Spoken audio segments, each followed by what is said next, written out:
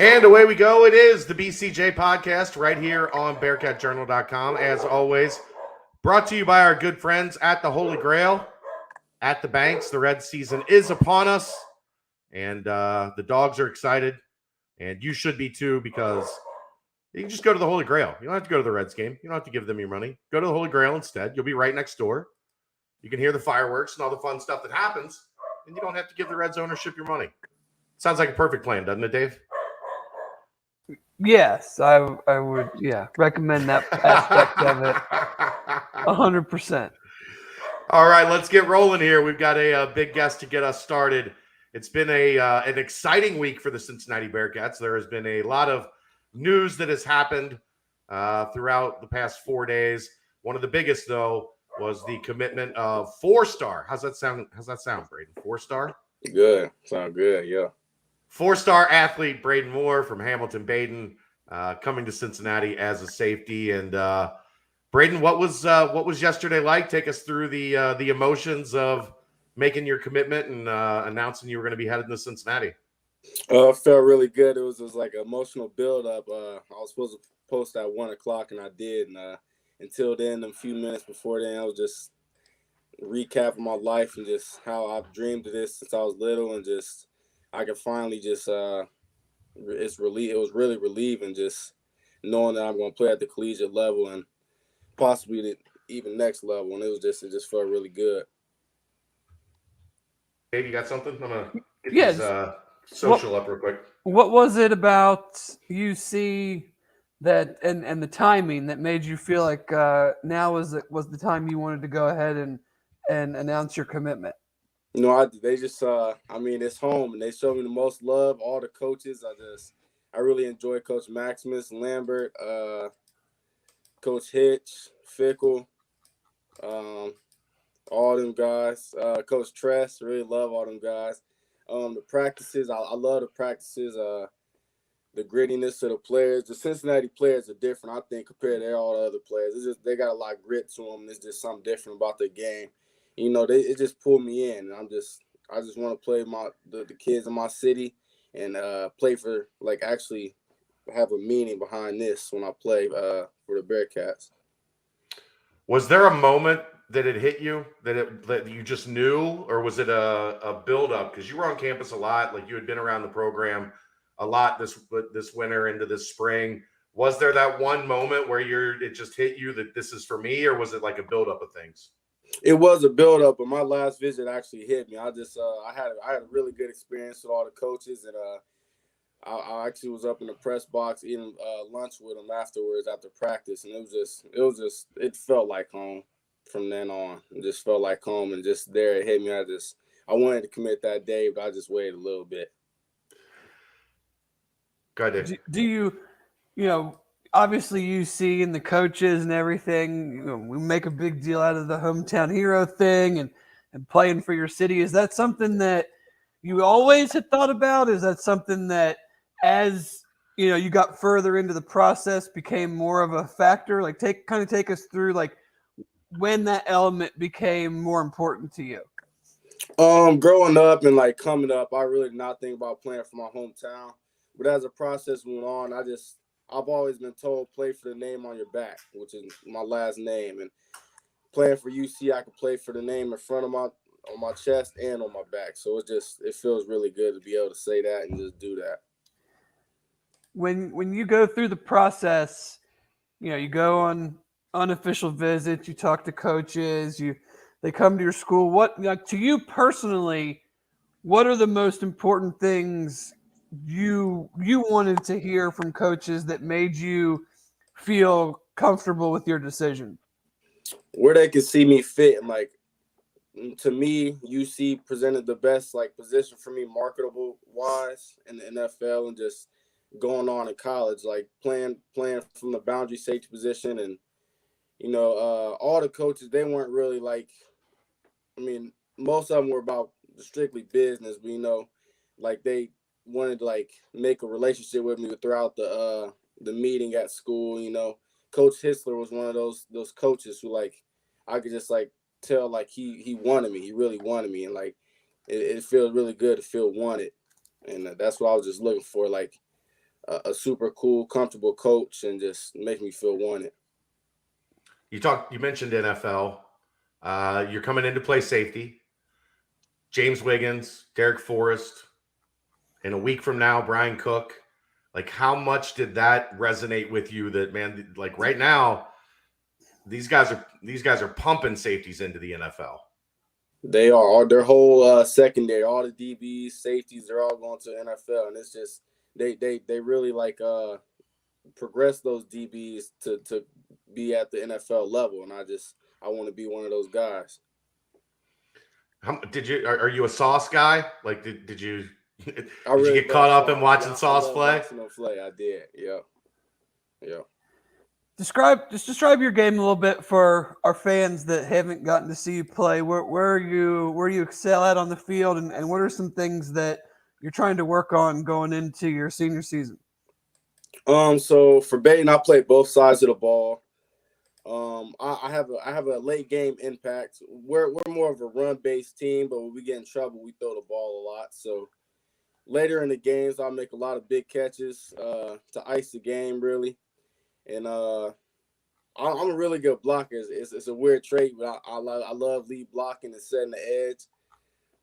And on the defensive side, I'm really good at getting off blocks, and I'm a ball hawk. So I think I had 7 interceptions last year, 2 pick sixes, and I don't know. I shut down one half of the field most of the games I played, and it just really helped us throughout the playoffs and the regular season. And I think I had 61 receptions, 500, 600 yards on the offensive side. So I think I'm just like a playmaker overall. And that's it. I had 1 punt return. They say guys play DB because they don't have good hands, right? But that's not you. No, that's not me. I got hands too. Yep. Do you see yourself as? I mean, just talking to you right now, it seems like you have a really outgoing personality, like to engage. Are you going to be one of the guys in this group that is leading the texts and the DMs with everybody, trying to get more guys in the group? How do you see yourself impacting the rest of your class? That's my plan. I haven't really started that yet because I just committed yesterday, but that's my plan. To get as many hometown heroes and as much talent I can to come to UC so we can get another national championship, potentially. Well, yesterday was a 5-1-3 blitz day. Was it important for you to commit on that day to kind of stamp like, this is what it's all about? It was a big day because I knew all the Cincinnati fans would be on Twitter, and I knew it was a big deal for UC. So I just felt like it was a good day for me to commit and maybe draw some other kids from the hometown to come to UC. I'm interested. Now that we've got a recruit here, I'm interested.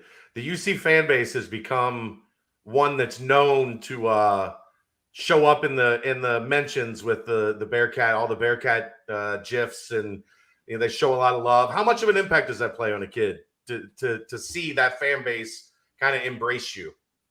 It feels really good.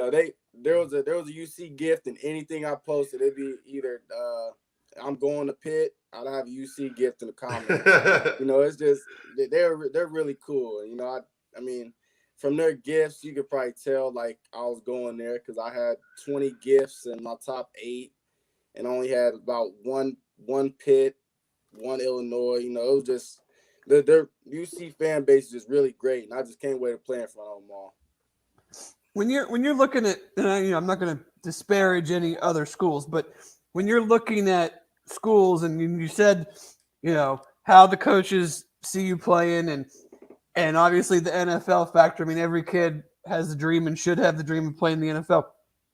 How much do you just look at the fact of like UC is pretty much kicking ass right now, and I just want to be a part of a really positive winning program, and put my name on that as well? That was a big factor. This last year's UC has really made a huge name for themselves, and that's what a lot of people have asked me. Like, was that a part of my decision with them making a big name for themselves this year? It was. They really represented the Natty this year, and I just wanted to be a part of it in the future and maybe progress that and make it better in the future years. So I always wonder from a recruit standpoint how that works, because you hear it a lot from teams that aren't as successful. They'll tell the recruits, you can be the guy to help get us to this point, but more times than not, you're not going to be that solo dude that does that, and the team is still going to be, mediocre.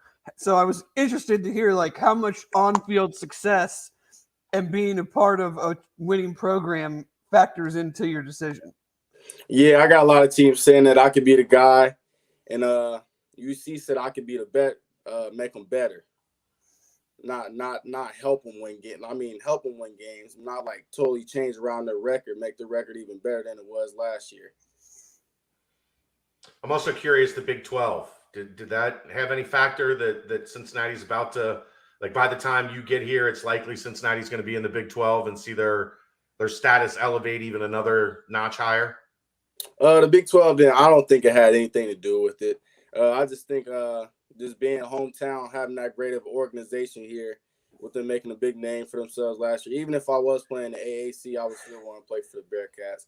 They playing in any conference, you can make to the national championship. What was it like dealing with Coach Fickle, and maybe in comparison to the other head coaches you've dealt with? I've always compared him to like the cool uncle that you like look forward to hang out with on the 4th of July. Yeah. Like, what was your experience with him, and that kind of feeling, that aura of him, that he's just a normal guy that happens to be a heck of a football coach? Yeah, so throughout my process, he was maybe one of the top head coaches that like really contacted me the most. Most head coaches throughout the process don't really build a relationship with you and talk to you too much. And he was just one of the ones who stood out to me. And he didn't really act like the big tough guy out of the coaching staff. He actually reached out to me and was willing to build a relationship with me. So when you've been on campus, have you gotten to see like the players live and the locker room renovations and that type of stuff? What has that been like? So I seen the freshman dorms. They're actually really nice. Their apartments, 4 bedrooms, 4 bathrooms. We all got their own bedroom and bathroom. I have not seen the new locker room, but I have seen like the outside of it. It's like saying it's being renovated. I haven't really been inside of it, but I'm sure I'll see that within the next few years. They're keeping it under wraps. We didn't, no pictures, nothing. So I was wondering if they were showing you guys, as you came through on visits and stuff to check that out. Yeah, Braden, we got a guy. We got a guy. We can get you in there. Oh, okay. We got a guy. Cool. It just so happens the project manager for the locker room was a former walk-on the basketball team. Okay. And he's been on this show a bunch as well. He's a member of Bearcat Journal. He's an awesome dude. So you really want to get in there, let me know. I'll pull some strings for you. Do you play any other sports besides football? Like, what are you doing this time of year? So right now I'm running track, actually. I used to play baseball. I've been playing baseball since I was 4 till my freshman year. That COVID season got canceled. So I just started track this year, and I hung up baseball a few years ago. As an athlete, how tough was that COVID year? Like, you can't get on the field. You can't really do anything to make yourself better. How frustrating was it? How tough was it? How did you get through it? Definitely a different lifestyle. Around the time we all got quarantined, it was baseball season. And my hometown, my select team, the Cincinnati Spikes, they still had the field open to us. And I would go with one of my friends, my teammates, and I would hit with them throughout quarantine. So I was still able to do that. So that was a little, that felt good to just do that. I mean, there was no competitive side to it, but it felt good to at least practice my craft still. Did you get to go to any games at Nippert this past season? And what have you heard, if you haven't, or what are you looking forward to the most about playing in the NEP? Well, I actually didn't get to go see a game this year, actually, but I'll be to at least half the home games, if not all of them this year. And I just can't wait to play in front of the net. I heard they pack out the stadium almost every game. And just coming from high school with little audience and getting into Nippert Stadium, I just can't wait to feel the adrenaline going through me and just getting that on-field experience when I get there. Well, they have the longest home winning streak in the country at 27 games. So hopefully they can continue that this year, and then when you come in, you can keep it going. Yep, for sure. Yep. All right, man. We appreciate it. We just wanted to touch base and get some thoughts from you and what your game was about and how Cincinnati became the pick for you. It's awesome to have you on, and I am sure. Are you going to camp at all? Or are you going to stop down and visit a camp, or do you know what your plans are for this summer? I do not for this summer. No, I know I have a rivals camp this Sunday in Indianapolis. I'm going to that one. Okay. Have they talked to you about coming to UC to, even if you don't camp, to just kind of hang out for a day? Oh yeah, I'm sure I will. Okay.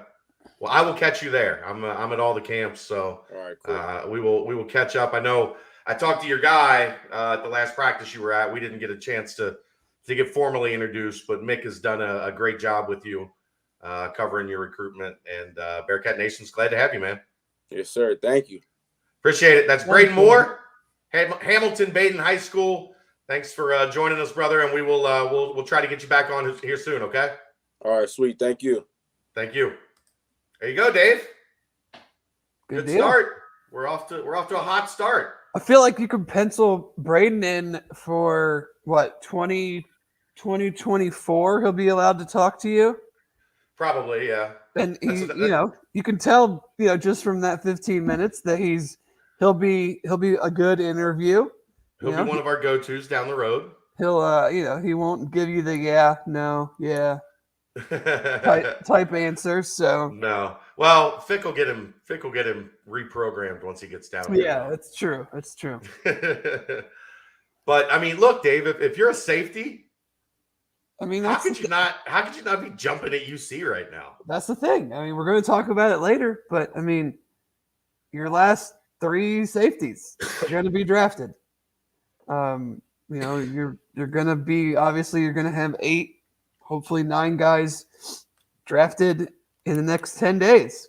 So yeah, I mean, if you're all these kids, we've talked about it several times, can you get me to the league? Can we play for championships? Yep. How close are you to home? Those are like the 3 main things. All that other stuff is nice and it gets talked about, but when it, he alluded to it, when it boils down to it, those are the important things. Am I going to win? UC's doing 2 of them right now, and they're about to, start the 3rd one. I mean, it can't. We've said it can't be a one and done type thing.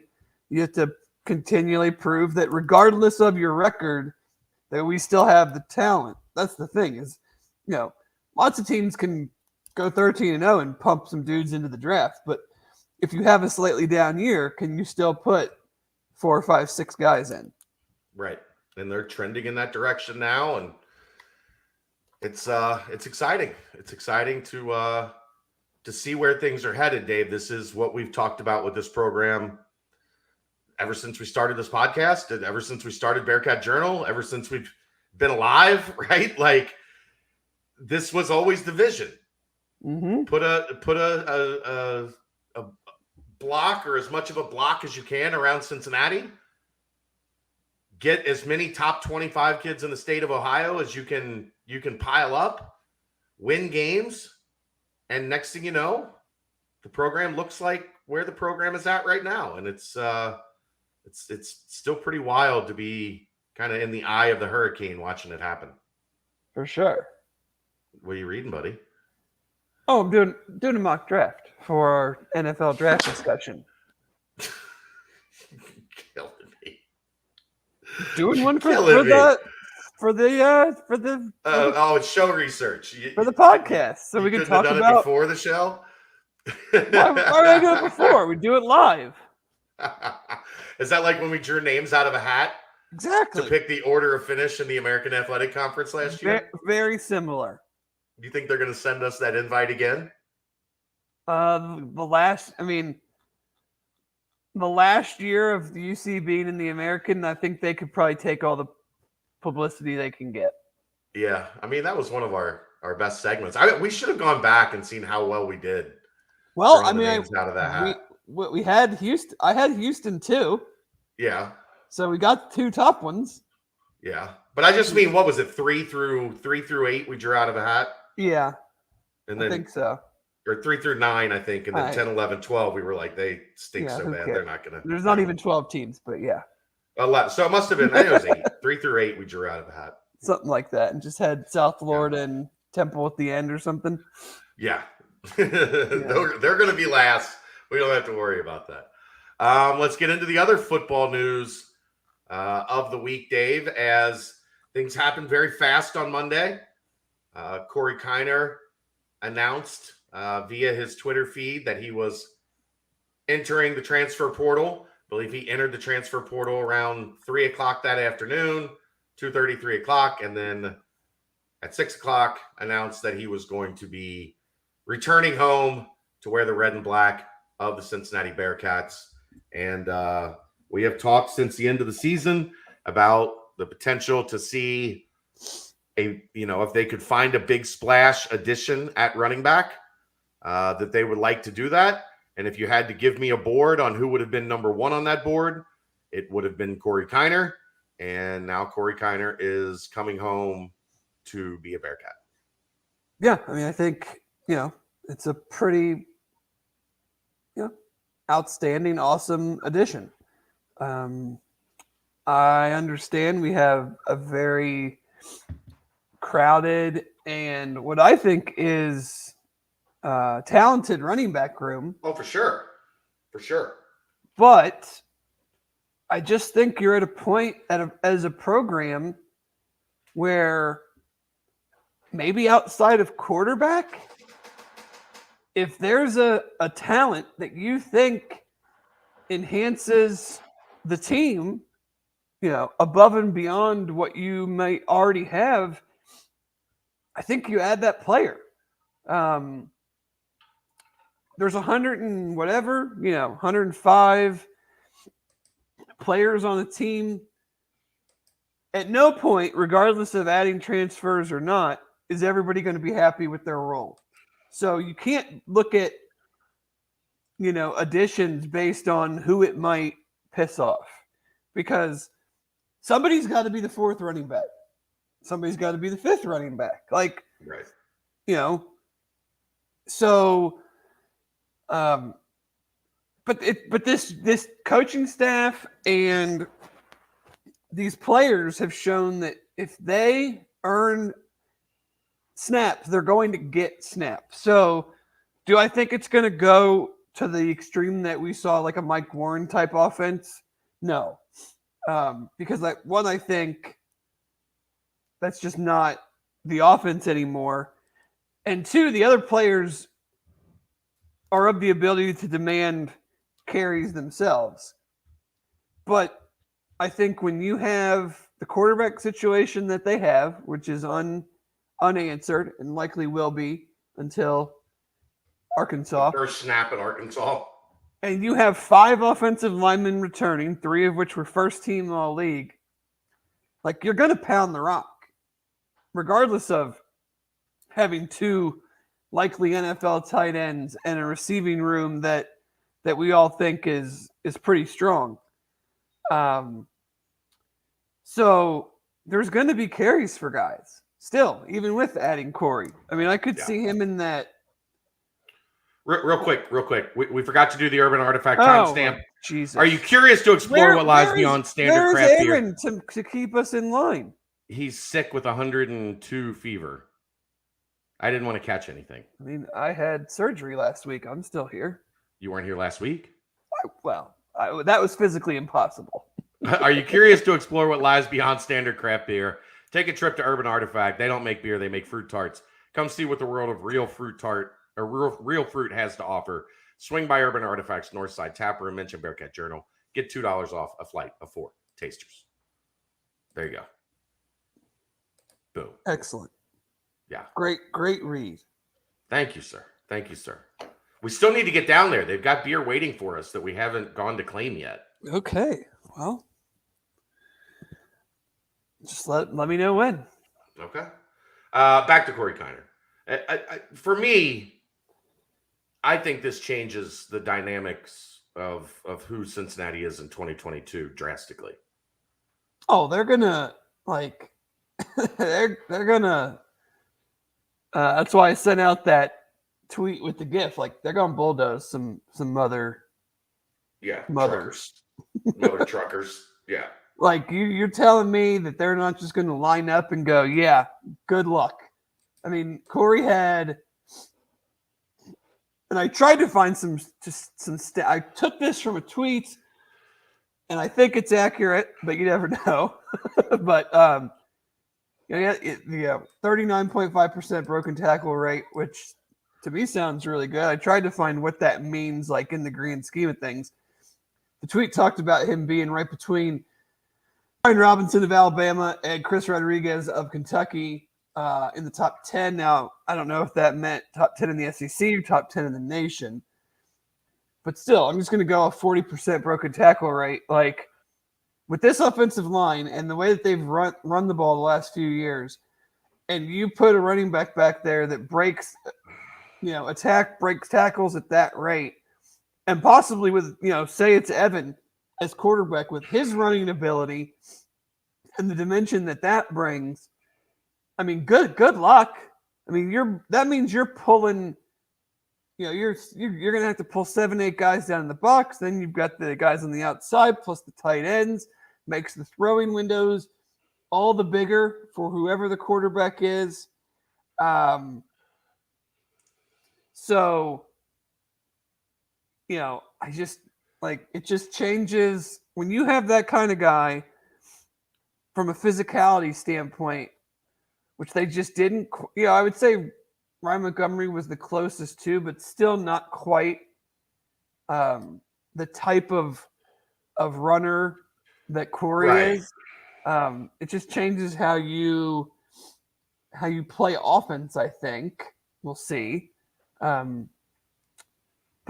I mean, I think it's a huge positive. Kelsey asked if we really thought that the QB won't be solved until Arkansas, because I feel differently, but I'm not there every day. So the QB position will be solved before Arkansas, but none of you guys, and probably even us, will know about it. And if we know about it and say what we know, we'll be offed. We will die. Luke's not tipping his hand. There's no way he's tipping his hand on who's going to be the quarterback at Arkansas. There's no chance. I don't see what the point is. Right, that too. Say we're 10 days into higher ground and it's clearly obvious who the quarterback is to us. What is the benefit to UC going into the first game of the year for Luke to go, yep, quarterback X has clearly been the better quarterback and he will be our starter in 2 weeks? Right. I mean, from a fan perspective, of course we want to know. But there's zero benefit to saying that. It's the same thing with injuries. I mean, that's why we don't talk about injuries. If this isn't the NFL, there's no injury report. So if the guy has been gimpy all week, there's no point in saying, yeah, we're not sure if he's going to play or not. You just make the other team try to figure it out. And they're going to have Eastern Michigan tape. And, I guess they could go back and watch some UC tape on Ben to try to get some semblance of what he does. And they'll have, basically no tape worth watching of Evan. I mean, I was actually looking at his numbers for the Athlon preview that I write. And I didn't realize this. He threw and ran for the exact same amount of yards last year. Yeah. So 105. So what are you really gleaning from that? If you're Arkansas, if Luke comes out and says Evan Prater's the starter on August 20th. It doesn't gain you anything. It doesn't gain them really much. So, but at least it then tells them how to set up a game plan for a running quarterback. Right. I'm not trying to make you look like an asshole. But you just, they're not gonna say anything. And even if we can tell in fall camp who we think is going to win the job, we know just because we do the same stuff, like we're not going to put it on the board because you know how much information I've gotten from other team sites, especially with like who's injured, Yeah. that I've told you and that I assume you've told the coaching staff. Like there's a reason we don't say that stuff. Like I listen when I'm doing previews for, you know, when we're in season and I'm doing previews, I'm listening to other teams' podcasts because I think they're loose with information like injuries and stuff like that I think you shouldn't be loose with. Like, you know, and we go to other boards and believe me, other teams come to our board. So, Yep. you know, it's just it's an information game, and if it doesn't help UC, there's just not going to be a reason for it to be public, whether it's an injury or a starter or, you know, in this case, in this season, how the quarterback, you know, competition is unfolding. Back to Corey. Breaking 39% of your tackles in the SEC is ridiculous. Ridiculous. Yeah, I mean, you have to look at it too. His numbers aren't eye-popping. Like 4.1 yards a carry isn't eye-popping. It's still pretty good. I mean, he had like 75 rushes, 300-something yards. Their passing game was next level dog shit last year. Next level. What is next level dog shit? Like a Great Pyrenees? I don't have Saint dogs, Bernard. so I don't know. Saint Bernard, maybe. It was bad. And their whole operation was just a mess last year. Obviously, I mean, they got Ed Orgeron got fired, and Derek Stingley basically sat out a year, and it was just not a good deal. They had receivers sit out, like just not a good setup for a running back in the SEC when you're already going up against really good defenses and you have no passing game to support, what you're trying to do. I think the thing to take into account in the positive is that he was getting first team reps in the spring before, I guess he had some level of a sprained ankle. That was right, like the day before, like that happened on Thursday, and he put his paperwork in on Friday. Because he wasn't around for their spring game on Saturday. Actually, their spring game is this Saturday. They had a scrimmage last Saturday. So they had a scrimmage. That was strange that they had like a media availability for a scrimmage and then have a spring game. But like this doesn't seem like it's a case of necessarily, I could be reading it wrong, but it doesn't seem like a case of unhappiness with his role. Like I don't know if he would have a little of that. A little bit, but I don't think he would have gotten, I'm going to say 150, 200 carries this year. I think it was more in the messaging. Right, but like the on-field aspect of it. Let me tell the story. He was exploring entering the portal during the coaching change. And then BK came in and basically told him, like, loved him up. You're going to be our guy. We're going to, we're going to put the ball in your hands. You're going to be our number one. And that kept him in the fold. And then spring got there, and they had a back that was out last year. And the back that was out last year, it was back and had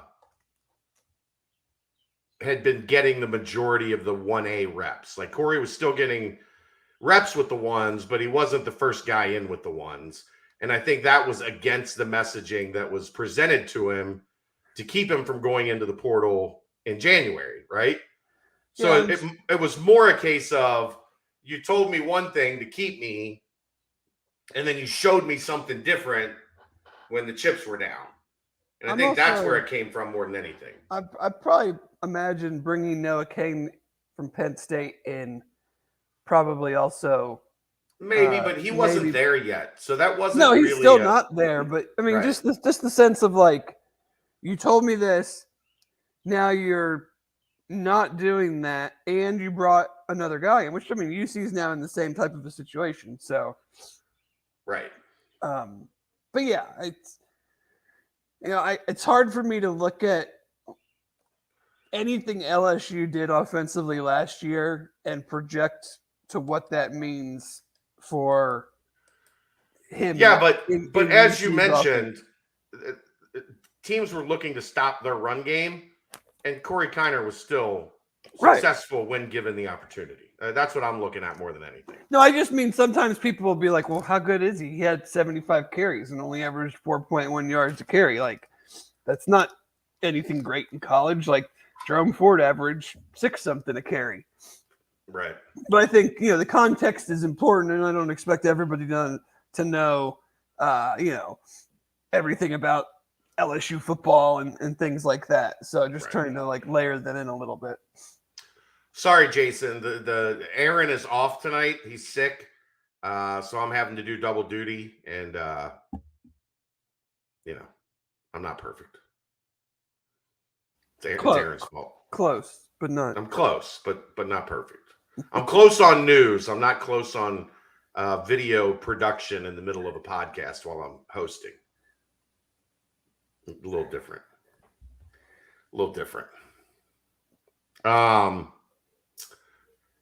I don't know. Do you have anything else on Kiner? I mean, I think it's massive. I think it's another data point for you don't have to leave. Like, no, you don't have to. I don't. If you want to, it's fine. I agree. I don't have to. I don't begrudge. I don't. I don't either. I'm not begrudging them for leaving. I know there's. You don't have to. Faction, and it might be small, but it's like you hear like, well, if they left, I don't want them back. Like, people. I'm not even going to say people make mistakes. People make decisions, and then they make new decisions. Like, you're allowed to change your mind. Well, and at the time, it would have been very difficult to turn down where LSU was. They just won the freaking national championship with one of the most dominant teams in the history of the sport, right? Yeah.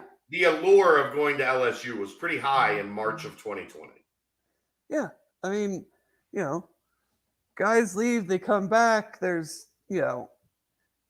guys, people got to do what they feel is best, and I know we all, bleed red and black, but. But go read what Corey had to say to Mick. He wanted to be back home. Like, he realized home is where he wanted to be.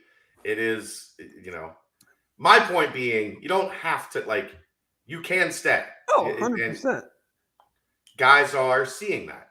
It was also, as it was a different time in the LSU history, it was also a different time in the UC history. Like, I think now is much different in that respect.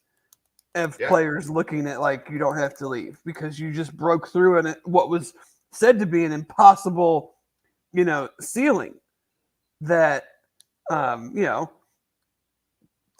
just like we asked Braden about, coaches saying you can be the guy. Well, like, I'm sure UC was saying, like, we can make it to the college football playoff, and everybody else recruiting it, kids are like, they got no shot in hell of ever making it to the college football playoff. Right. And then when you do, then that's just another layer of proving to whether it's locals or any recruit. Like, yes, all of these things that all these other big schools say that they can do for you, we can do the same stuff. And if you like being at home, and some people do, some people don't. So everybody likes having somebody to do their laundry. Yeah, that'd be nice. It would, wouldn't it? You just go drop it off. Remember those days? No. Drop off the laundry. Your mom wasn't having that, was she? Thinking back to my college days, that's one of the things that I think back on and go, how did I even, like, get laundry done? Like, we didn't, like, where I lived and stuff, like, that wasn't really a thing. So I don't even remember how that happened. So you didn't do laundry, is what you're saying. Yeah, there's a possibility. You came home once a month. Mom did all the laundry, and you lived off of that laundry for a month. I might have dry cleaned a lot of stuff. You're dropping it off to me. I'm going to be out of town for the weekend, Chelsea. I'm headed to Indianapolis tomorrow, so you're dropping your laundry off to me. It's going to be a while, sweetheart. Sorry, love you, but I'm not going to be here to do it. And you wouldn't want to make Kelly do your laundry, would you? That's rude. She can barely walk up and down a flight of steps right now. Getting her to do your laundry, I don't know. I've got the 11-year-old doing mine right now. I'm risking life and limb. You're gonna have a Smedium t-shirt. Right. Absolutely. Let's go basketball transfer. Rob Finney, now a Bearcat. Actually, 2 basketball transfers since you've been here. Kalu Ezekpe, added from Old Dominion last week. This week, Rob Finney from Indiana, point guard, 6'1". A lot of glowing reviews on Rob from the Indiana side, which is rare in the transfer portal era, right? Like, usually guy leaves, it's screw this guy. We didn't want anything to do with him. He can go to hell. He stinks. He's why we weren't good. Yeah. Indiana fans did not feel that way about Rob Finney. I think that says a lot about Rob Finney. I think his addition says a lot about what Wes felt that they were lacking last year, the areas that he felt that needed improvement. We are all aware that the offense needs to be better going forward, but we're also aware that they were a pretty damn good team until the defense fell apart. And once the defense fell apart, they struggled to win games, any games. So I think it's a good pickup. Do I think it's a program-changing pickup? No. But do I think it improves their odds of winning games in 2022 and 2023 for the 1 year that Rob Finney's here? Yes, I do. Yeah, I mean, I won't admit to know a ton about Crap! it. What? Talk for a second. I forgot to do the timestamp again. But yes, I won't pretend to know a ton about Rob Finney or Mr. Kalu, as I'm going to call him. But what you hit on is what I have kind of felt is if these 2 additions can increase the defensive acumen of the team and heighten the toughness factor, I will be totally cool with having them be Bearcats for 1 year, because I think, I don't think we're talking out of school when we say those 2 areas were not up to what we would consider Bearcat standards last year. And I'm not calling guys currently on the roster soft or anything like that, but there were just, too many moments where those things seemed to be lacking. And I don't think it was because they weren't, Effort wasn't the issue. No. But Urban Artifacts celebrates their 7th anniversary this month, Dave. They have events every day from Tuesday, April 19th to Sunday, April 24th. Stop in, celebrate with some world-class fruit tarts. Swing by the Northside Tap Room, mention Bearcat Journal, get $2 off a flight of 4 tasters. The thing is, by the way, our transitions in this podcast are really going to go down as some of the worst ever. Some of the best in the history of podcasting. You really don't this is something that before we had the video element, this was all like a well-oiled machine. With the video element, it adds so much different stuff that, it's a lot. Like now I got to put the Urban Artifact logo up there. I got to change the background from last night when we did the nightcap to tonight to the Holy Grail. Blah, blah, blah, blah, blah. It's a lot. It's a lot, Dave. Here's the thing. Effort with that team last year was not the problem. The effort was fine. But when you talk about toughness, it's more than fighting for a rebound. It's digging in and get a defensive stop with a minute and 18 seconds left and you're up 1. And then you're able to go down and extend the lead to 3, right? Like, that's what toughness is. Toughness is that innate ability when the game is on the line to make a play. And last year they didn't have enough of that. They had too many times when the game was on the line that they didn't make the play, that the other team made the play down the stretch to win the game.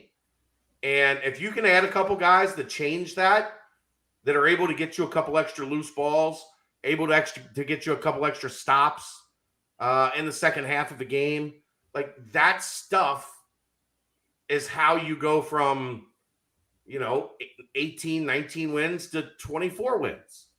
And if you got 24 wins, you're at least being talked about as a team that's on the bubble for the NCAA tournament. So, but there's tons of situations. I mean, you could be looking at a team's going on a run and you need, it might be in the middle of the first quarter or first half. But, you look to a guy like Rob, who everything I've read talks about his on-the-ball defense. When you just have a player who on his own has an ability to say, like, okay, I'm going to stop this team, this possession right here. And because we're down 7 and we can't go down 9 or 10 because then we're pretty much cooked.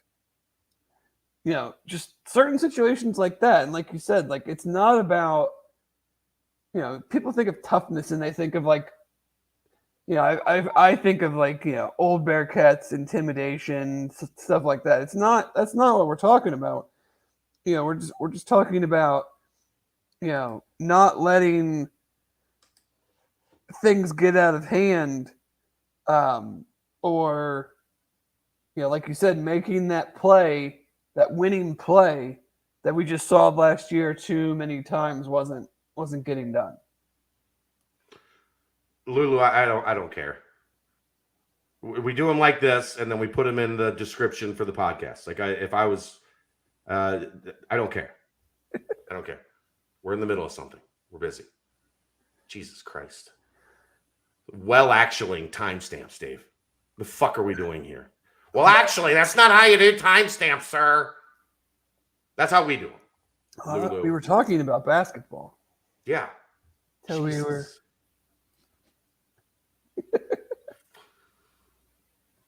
Anyhow, just the interesting part is this now kind of clears the deck for 2023, right? And let me tell you this. The portal, those guys don't care about 2 years from now, bro. Like you try to tell a kid, well, yeah, we're in the American this year, but then next year we're going to be in the Big 12. Coach, I'm only going to be at your school for 1 year, and I'm going to the NBA. Like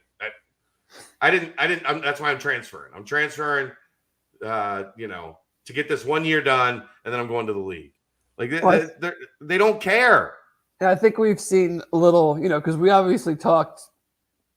It's been a while, but we obviously talked at the beginning of portal season of, we'd really like to find some 2 or 3 year guys, because then we can usher in the Big 12 era with a established roster and continuity. Well, that sure went out the window, and I don't think it's because you necessarily couldn't find 2 or 3 year guys. I just think those dudes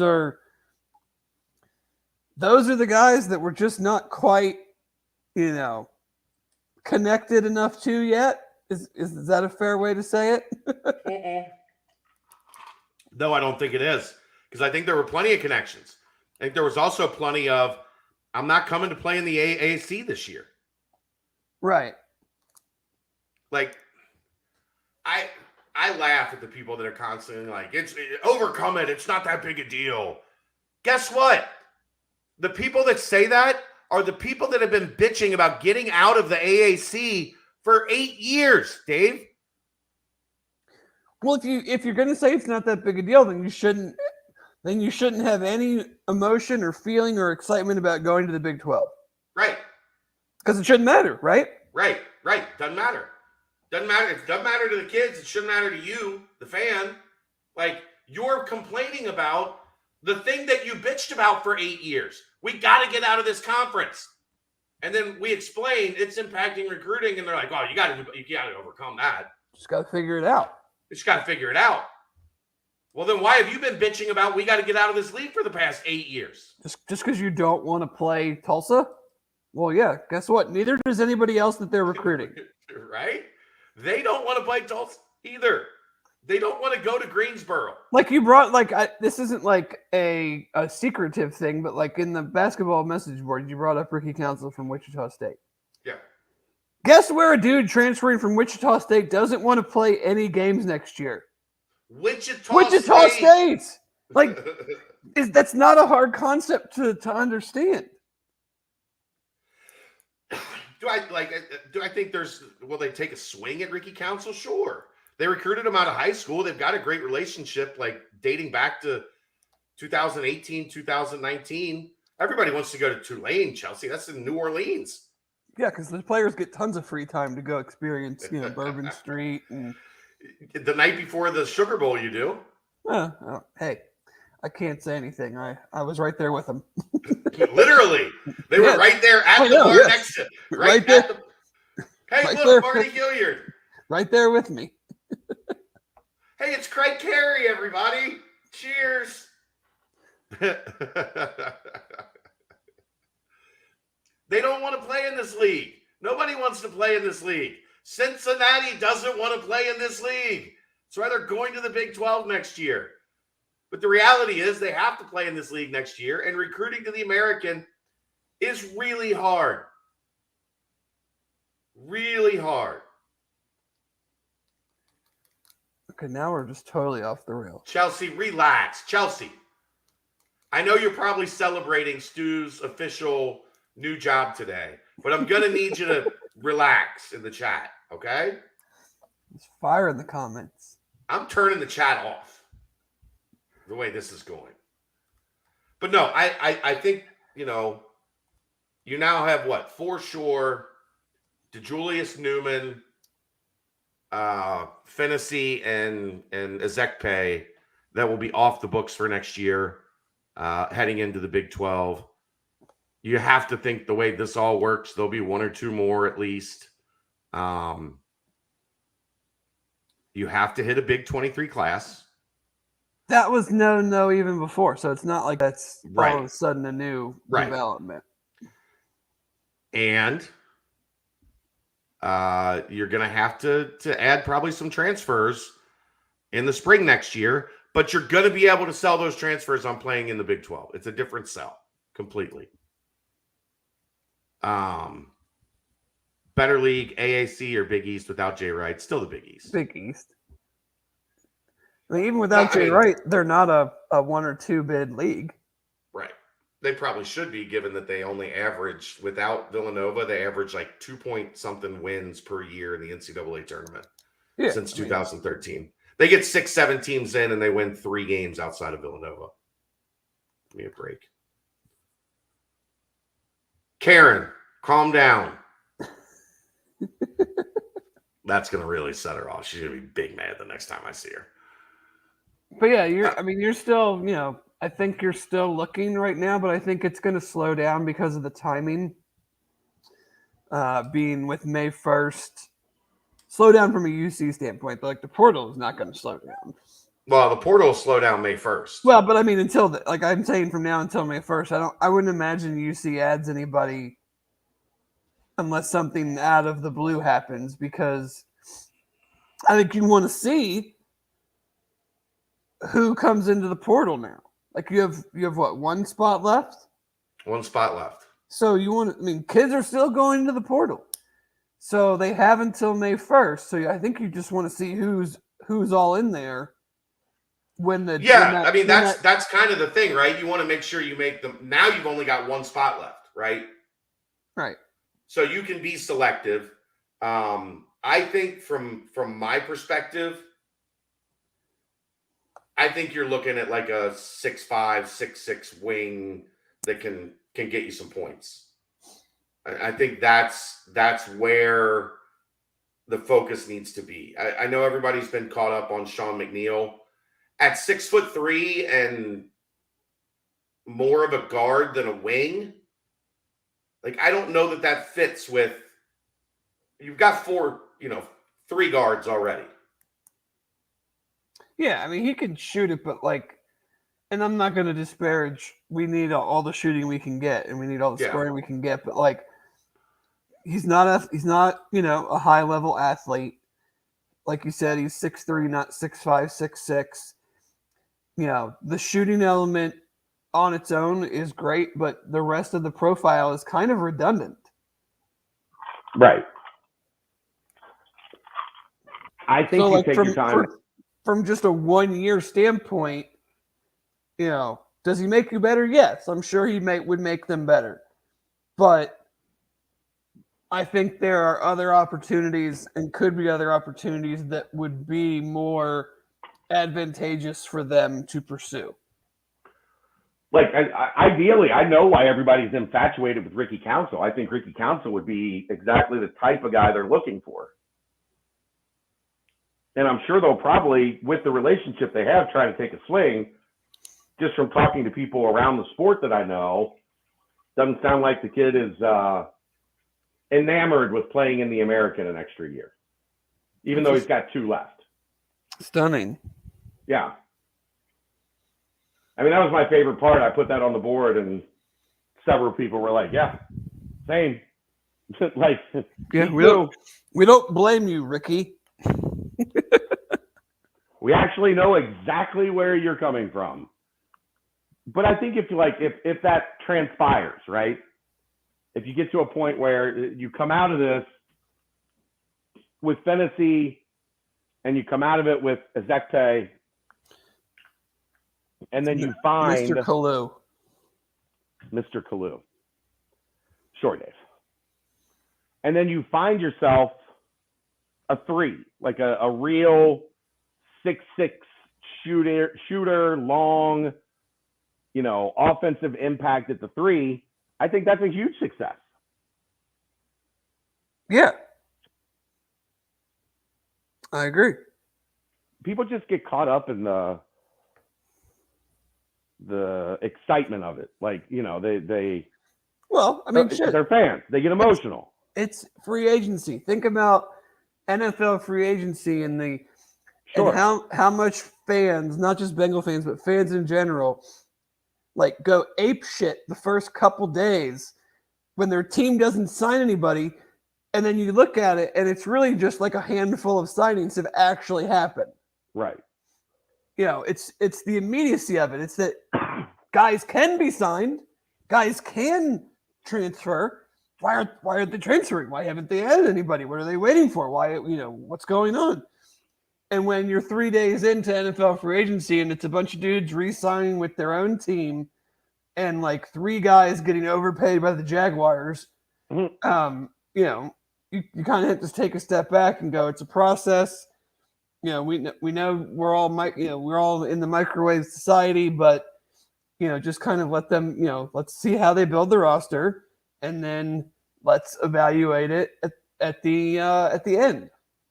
When are we going to be an air fryer society? Because stuff you put in the microwave is disgusting. It is, but it still gets hotter faster, I guess. Is that the analogy? Like yeah, it gets hotter faster, but it's not better. But that's the thing. It's like the speed of it is not. It's I know. We're not the quality. That's what I'm saying. We need to be an air fryer society where things still get done faster. They're just done at a higher quality. Yes. Well, and the other thing, Dave, and I understand this definitely. Last year, the portal moved fast, right? Like, it was new.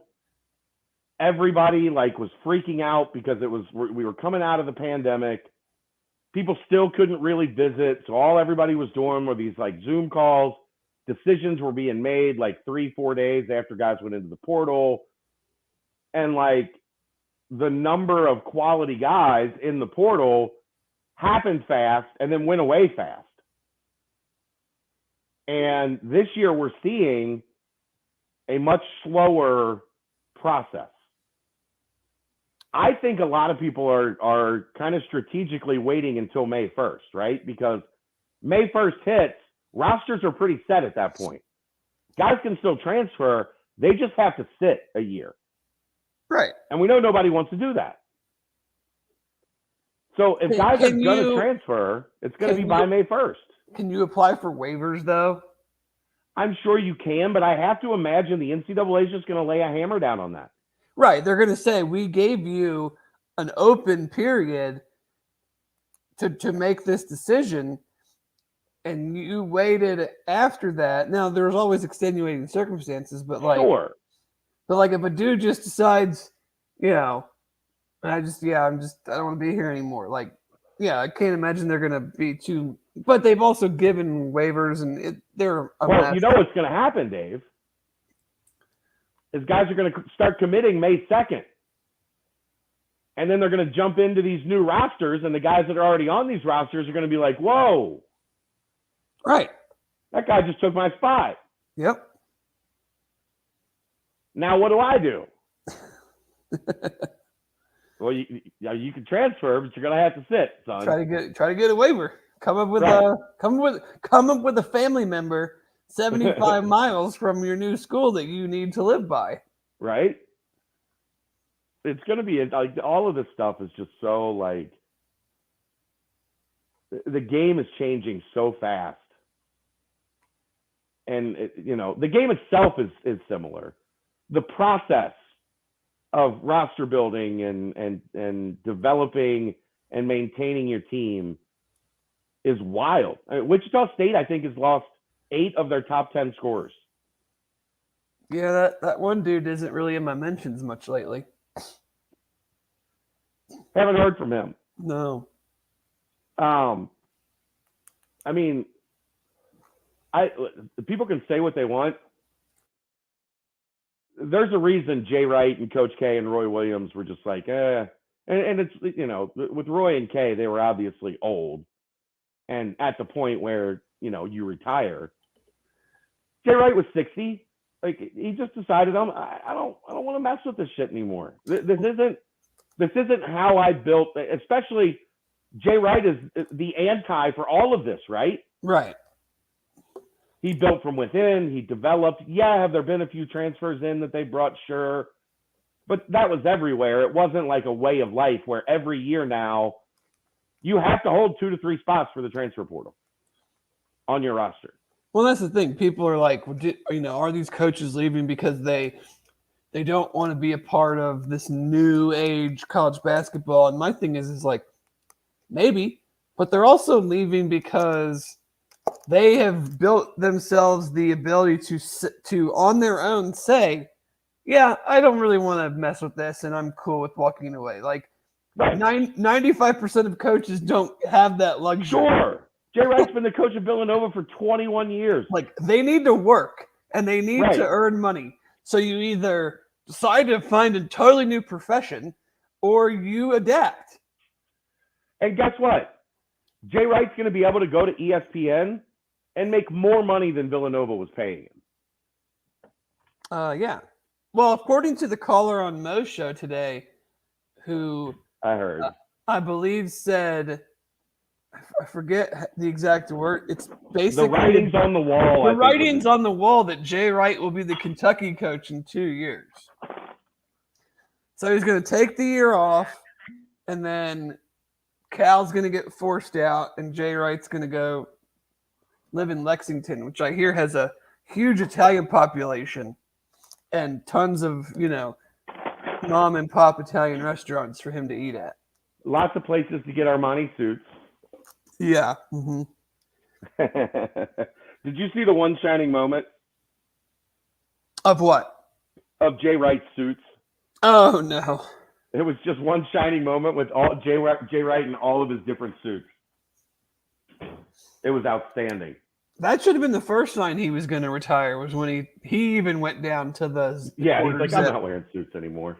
Like, screw this. This is too much for me. Get me out of here. But yeah, I think they can be selective now with that third spot. Was it basically whoever committed first in regards to Finney, McNeil, and Davis? Not necessarily. I don't think Davis is completely out of the picture. It's a good one. I like that. Come on, Jason. That's good. That's good. I don't know that Davis is completely out of the mix. I think it would be difficult to add another smaller, high volume guard. I feel like that's at that point, that's kind of like poor roster management. Yeah, but you're getting a guy that averages 26 points a game. Okay. I mean, I get that part too. But Like, it might not be ideal roster management, but it's still a team that struggled to score. What He's is the the guy? most prolific scorer in the game? What is the guy in the averages that in the Horizon League average in the AAC? I'm not saying he like becomes some terrible player. I'm legitimately curious. I don't know. Like, I don't know. I just can you turn down a career 25 point a game score? No, I'm not saying that they should or would turn him down. I'm just saying that makes the roster real small. Uneven. Yeah. When when that's been an issue already. Sure. So I agree. And maybe playing in a different, the way that the AAC is set up, I might be more inclined if it was a different league. But we know how this league plays basketball. It's big, long athletes.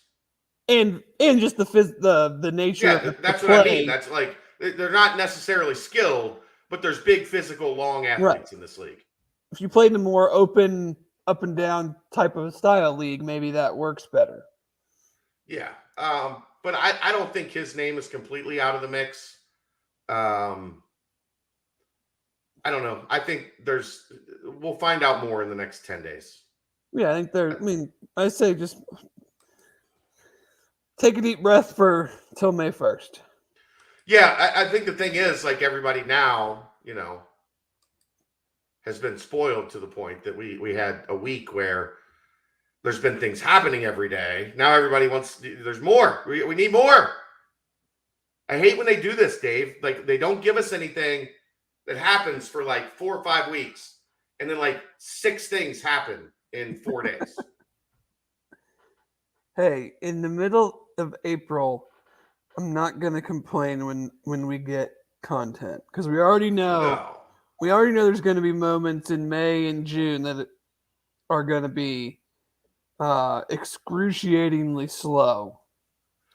That's like it was right around when Kelly was, I believe when Kelly was sick, or maybe right around the transplant. I can't remember. It's been so long ago. But Kyle Washington and Jaron Cumberland committed in like back-to-back days. And I'm like, Nick, you had 3 spots open this entire offseason. And you filled 2 of them in 2 days? Like, what are we doing here? You're killing me. I couldn't get any burn off of either of them. You got to help the content game, man. Right. We need to have meetings about what the content game looks like in relation to your plans. That's right. But you get Kiner on Monday. You get Braden Moore on Wednesday. And then as I'm signing off for the radio show yesterday, I get a text that Fantasy's happening within the hour. And I'm in Kenwood, and I live in Independence. And I was told, like, 6:55, the eyes are coming out. 7 o'clock is the commitment, right? So I'm flying home from Kenwood. Those are the days where traffic, boy, really, really gets under your skin. I'm flying home from Kenwood, and just as I'm getting situated to get the article from Brett in the system and like ready to go for the commitment and get the whoa, hey, kitty cat, drive by, and get the Tobler GIF ready to go. The eyes are already out. So I haven't even sat down at my desk yet. The eyes are already out. I get the Tobler thing up. I get ready to get the article up on the website, and the kid posted it at like 6:48. Yeah, I mean, it was so, like, I didn't even get the, like, totally forgot to like shoot the fired up. It was just like anytime this stuff comes out, like quote unquote dinner time, it's just a disaster.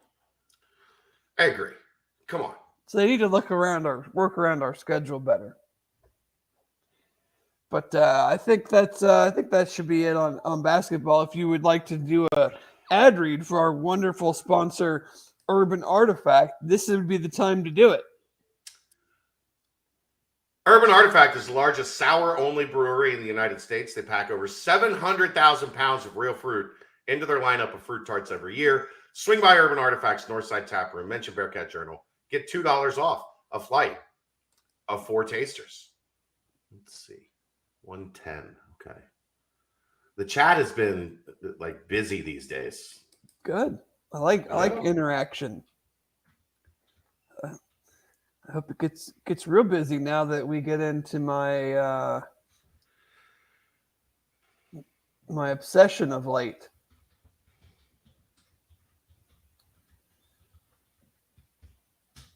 All right, well then let's go. Dave, draft. Yes. 1 week away. 1 week from right now, we will we have already heard Sauce Gardner's name 1 week from right now? Let's see. The first, very close. It'd be very, very close to right now, one way or the other, I would say. What I'm starting to hear is yes, we will, because yesterday, Dane Brugler's of The Athletic, his podcast, and then today, Josh Norris, who is with Underdog Dynasty and has pretty consistently had one of the more accurate mock drafts. Both of them have. Well, Dane said he's hearing Ahmad Gardner and the Texans buzz, and Josh Norris had in his mock draft today had Gardner going to the Texans. So we are, we're verging on possibly being the highest drafted Bearcat ever. It's going to happen, right? I'm at the point where I'll be shocked if it doesn't. I wouldn't be shocked. I could very easily see him not going in the top 5. Easily? Yeah. Yeah, because, okay, let's just lay it out. Say the Jags take Trayvon Walker, which, of course, they will because they're the fucking Jags. Then the Lions take Aiden Hutchinson. The Texans could take Sauce, but they could very easily take an offensive lineman. If that happens, the Jets are, I would say, very strongly, in the all likelihood, taking Kayvon Thibodeau. And then at 5, the Giants could take Sauce, could take, another offensive lineman. So there's definitely a path in place where he does not go top 5. There's almost no path I see where he doesn't go top 10. I agree with that. But yeah, there's definitely, and I'm not saying it's a majority. I'm not saying that it's even a 50% chance, but there's a reasonable sequence that he might not go top 5. I would still be surprised. I think he's going to. We'll see. Where do you think is most likely for him? Like, if you're mocking right now, you're mock drafting as we're podcasting, where did Sauce go? Most likely, I would feel most comfortable putting him at 7 to the Giants. Why? I just think that he's a fit there and what they want to do, but I think they want to make sure they get one of the 3 top offensive linemen first. With 5, which they're okay. all intents They've and got purposes. 5 and 7. Right. All intents and purposes, they're pretty much guaranteed because you're going to have Aiden Hutchinson. You're very more than likely going to have Trayvon Walker go before them. So at worst, you're getting your third offensive lineman at 5 if somehow the 2 defensive ends and then the 2 tackles went. So you're getting your guy at 5, and then you only have to wait one more pick. And if all those offensive linemen are gone, the Panthers probably aren't taking Sauce. So, 7 seems to be like the sweet spot. I could see him going 2 to the Lions. I could see him going 3. There's been a ton of talk about him and the Jets, but the way that Robert Saleh has kind of designed defenses, especially with the 49ers in the past, they've been much more defensive line driven, makes the corners better than taking an elite corner at 4. Yeah. So I would be a little surprised if he was the guy at 4. But the Giants, the Falcons at 8, the Seahawks at 9. If he's still there for the Jets at 10, I mean, anywhere, all that whole 8, 9, 10, 11, 12, all those teams could take him. But I don't see him getting past the Giants. All right, now let's do Dez. Good luck. Yeah. Good luck sorting this out. Let's see. Josh Norris had him at 19 to the Saints today. Andrew says he has a mortgage payment on Dez first round. Well, I feel good about that, but I hope you don't live in like a super expensive house. Gamble responsibly. Right. I feel good about the first round for Dez, but like this whole draft, not just the quarterbacks, like the whole thing can get set off and go in a totally different direction on one pick. Like, I think Dez is QB1, and that's not me just being UC guy, but that clearly is not the consensus. I mean, he seems to be pretty safely in QB3 range to me. I don't agree with it, but I just, let's be honest, that is what I'm seeing. And I just don't know. Like, if the Panthers don't take a quarterback at 6 and they don't trade back, they actually pick a player and it's not a quarterback, I'm not sure where the first quarterback goes. Steelers are at 20, right? Yeah. Like, the Falcons could take a quarterback. Are they really going to take one at 8 if all the quarterbacks are available? Like, is that really going to happen? Are the Seahawks going to do it at 9? Washington at 11? Like, it's very hard for me to go, yep, those guys are going to take a quarterback that's going to then, keep bumping up the class as a whole.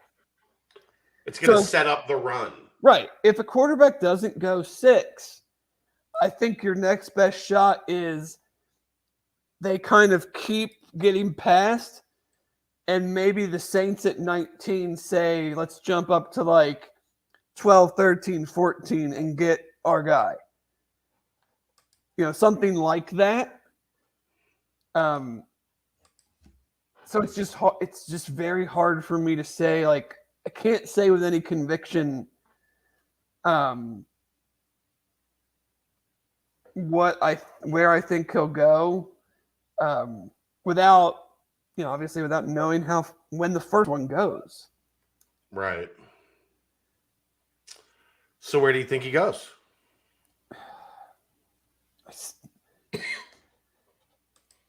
I think the Saints really like him. So maybe I think the Falcons really like him too. The Falcons would have to trade up back into the first round. This is where I disagree with you, Jason. I think the Bengals could use the quarterback run becoming later, because I don't like what I see at 31 particularly for what the Bengals need. The Bengals don't need the quarterback run as much as the wide receiver run. But nobody's trading up to 31 to get a wide receiver. The way wide receivers are getting paid right now, True. would you rather have a wide receiver on a 5th-year deal or the guy you're going to draft, at 38 that's not a quarterback? That's fair. Here's the thing. Like, say you're at 38 and you're going to draft George Pickens. Would you rather give up a 4th-rounder to trade up to 31 to get an extra year of George Pickens under contract, or just stay at 38 and pick George Pickens? No, that's fair. That's something I haven't considered with wide receivers starting to get paid almost quarterback money. That the 5th year for them is just as valuable maybe as for quarterback. No, I think we as fans in draft Twitter maybe overrate the whole got to get the 5th year thing. But teams have done it regularly, so that's the thing, is we make it out more than it is. It's really the quarterback move up from the 2nd round to the 1st round has only happened twice in the last 10 years. So we think about it that it happens a lot, and it really doesn't. But it might start to more. But I want the quarterbacks, personally, I want them to go early because I want Dez to go early. Early, right. I want, from a Bengals fan perspective, I want as many wide receivers to go as possible. So that to me is what helps the Bengals. The quarterback thing I don't think helps it as much because I find it hard to believe that if,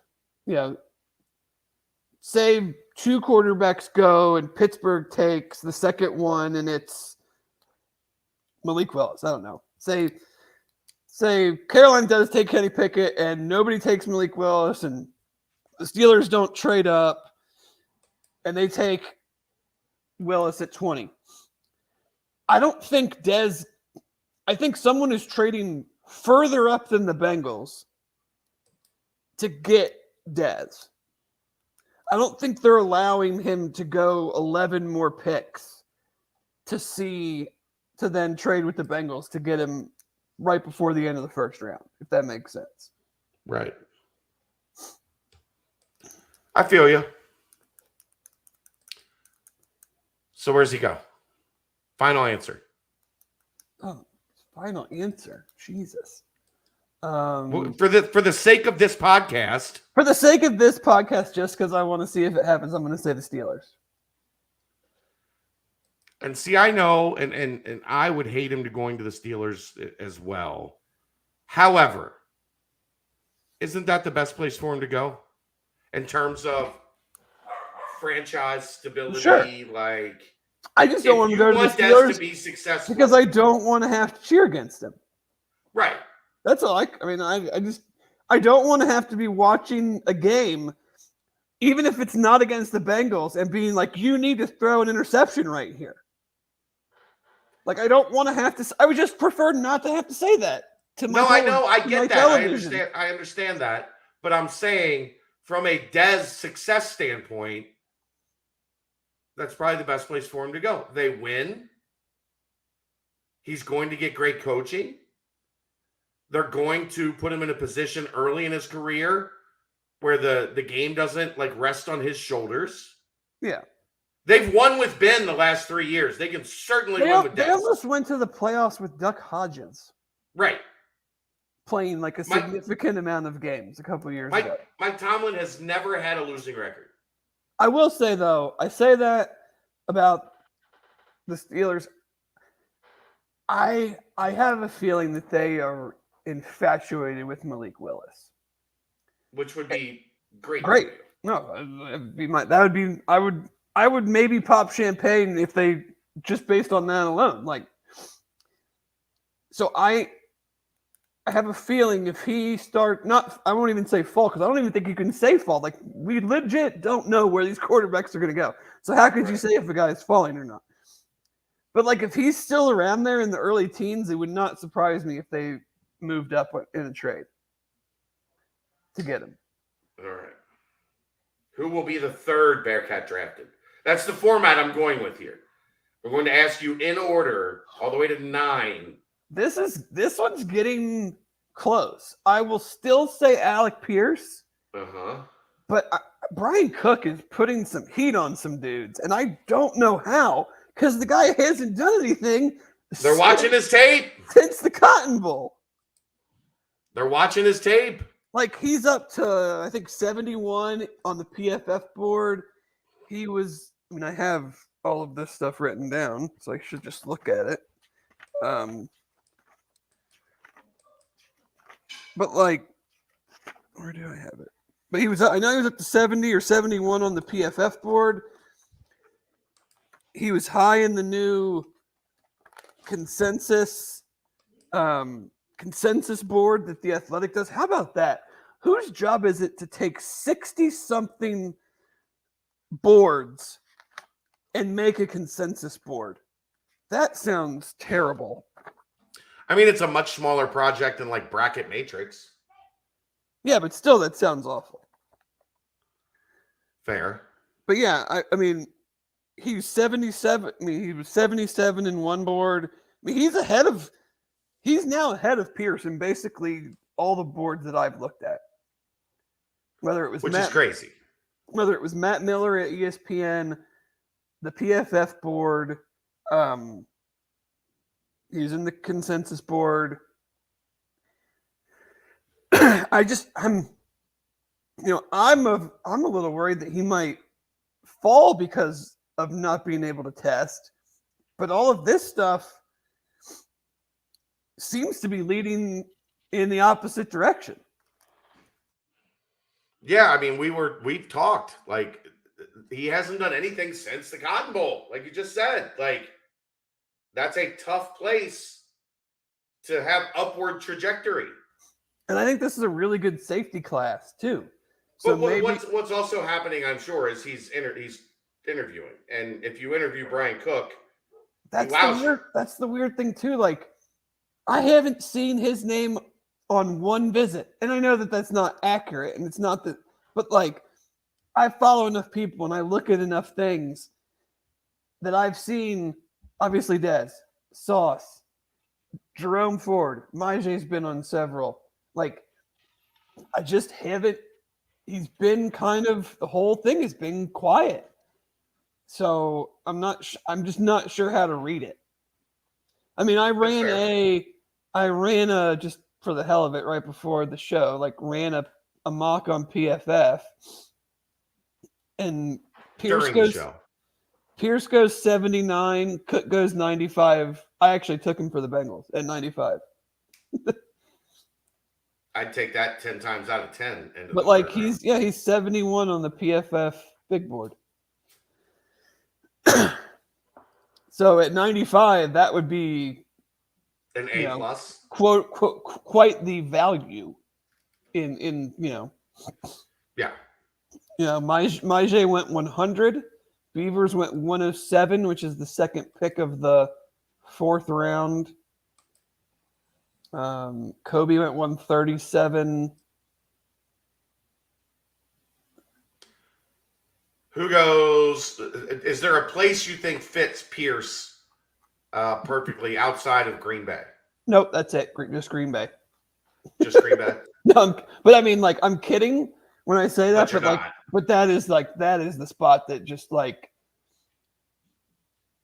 it makes too much sense. That is a warm glass of milk and or a cold glass of milk and 2 nice chocolate chip cookies. Like,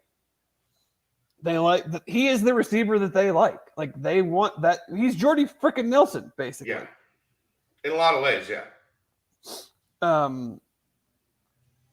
But yeah, I mean, they have a pick at 53 in the 2nd round. I could totally see them taking him at 59. That I could see them taking him.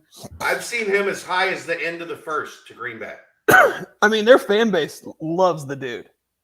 Like, you look at any tweet about Alec Pierce, and 95% of the mentions are Packers fans just obsessed. Well, you couldn't find a more perfect quarterback for him than Aaron Rodgers either, right? Like, right. Yeah. immaculate deep ball, like go up and get it. Like that's Alec Pierce. Extend plays. Absolutely. All right. So does that mean you have Cook fourth? Fourth Bearcat drafted by Dave. Yeah, it's gonna be. I think it's gonna be Pierce or Cook. Well, you had Cook third, so then Yeah. Pierce would be Pierce third, so Cook would be fourth. Yes. Okay. Yes. And you want him to the Bengals at 90. I would love to have him to the Bengals.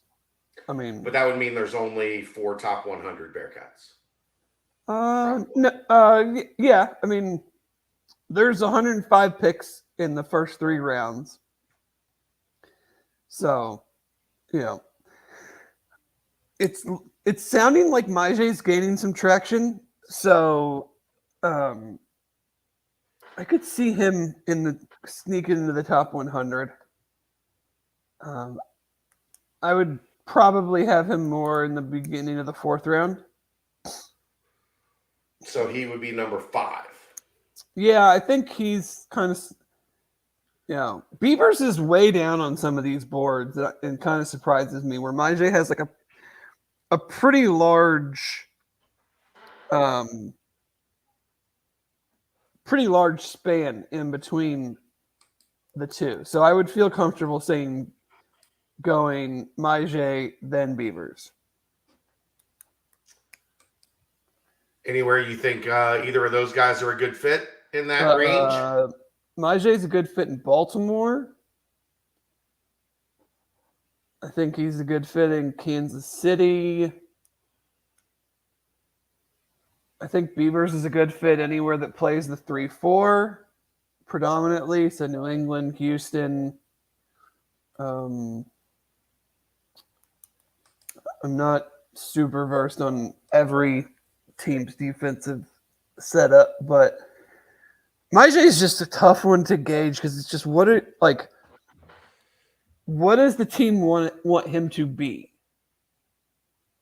And what do they think they can get him to weight-wise? I guess is the question. I mean, anything over 260 seems like a hell of a challenge, doesn't it? Oh, yeah. But is he losing a little bit of weight and turning into kind of a linebacker? Do you really feel comfortable with him as a linebacker? Well, 3-4 outside linebacker that basically rushes all the time. Yeah.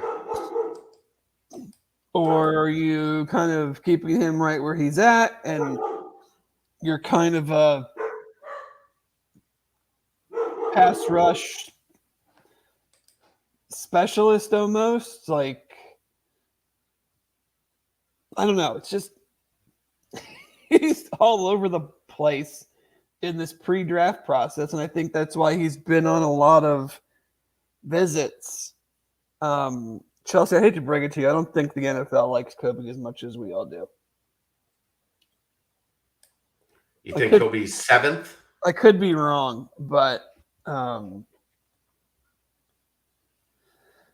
think he's a 4th round dude, and I think the other guys are all 3rd round, fringe 4th round. So you have Kobe 7. I mean, yeah, because he was pick 137 in this thing I ran, but again, like 2 of the boards I have noted have him 89 and 87, which is easy 3rd round. Here's also something to remember. Prior to this year, anyone above the 4th round was an anomaly.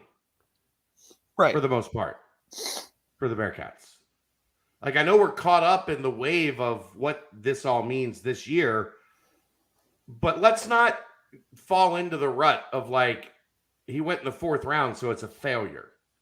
Oh, for sure. I mean, But we're headed there, Dave. We're headed there. No, I mean, not to me at all. I mean, to the general fan. It's a fit thing too. Like, Kobe is not he's not a speed guy. So certain teams are just going to be like, we're just not going to draft corners higher than the third round or higher that can't run with these receivers now. For all the other things that he does great, teams are going to go like, he's a third or fourth round guy for us because he's just not fast enough. That's what I'm getting at, though, Chelsea. Being drafted in the third or fourth round is not disappointing. I know he ran better at his pro day, but like I don't think that is his play speed is that level.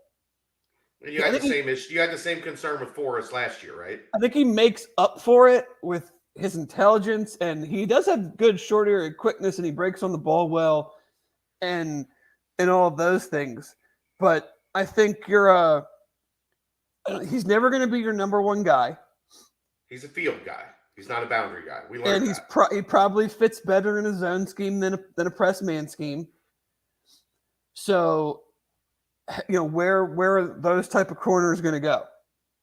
And I think, when you're not an elite tester, he's got great tape. He's had great tape, and he has all the intangibles. I think if he gets into the third round, I'd be like, hell yeah, that's awesome. I see him more in the late third, fourth round. So he would be seventh, or would you have Ford ahead of him? Yeah, according to this thing that I ran. Well, I don't want your stupid draft simulator as like the Ford. Yes. I want Dave's opinion as the basis for our draft. Our draft preview is not being generated by some randomizer on PFF. Come on, I'm using it as an example. But yeah, Ford. I have no idea. Like, he has the widest variance I think of anybody that I've seen. Like, on one board he's 150, on another board he's 213. Yeah. Like, you usually don't see two different people. Running, but that's because it's running, right? Like, partly, but like you still don't usually see two different people view a player like that wide of a gap. I'm if I would say fifth round, somebody might like him in the fourth. This doesn't feel like a great running back group. The depth of this draft is in like the second, third, fourth round. So it's just so hard. Like, how do teams want to use running backs? What do they want to get out of their second and third running back? What kind of special teams can he play? Because he's going to have to be on pretty much all the special teams, almost. Besides field goal. He's okay with that. Right, but I don't know how teams see him. Like, I don't know. I have no idea how the teams see him fitting in. UC had a hard time keeping him off teams, like when he became a starter. Like, he still wanted to be out there running on special teams. So I don't think that part is going to be a problem. No, I'm not saying his willingness, I just don't know how teams like with running backs. With running backs, it's like, okay, who's your second and third running back? Where are they in their contract situation? Like, are they already filling a role for you on special teams? It's just very, I don't know. It's hard to pigeonhole a running back. Yeah, that's what I mean by that. Like, it just, who knows? Because it's so it's valued so differently by so many different people. Right. So that brings us to your man, your guy, Curtis Brooks. Dude's getting drafted. I agree. 5th round, 6th round, 7. It would be amazing if he went anywhere other than the 7th round, given that nobody has talked about him until this last week. When they started when they finally got to him, on tape. Besides me. And He went from not on PFF's top 300 to he is now 160. Right. He went 4 picks after Jerome Ford in this draft I just did. He has gone from not non-combine invite, not a draftable player to I wouldn't be surprised if he went in the 5th round.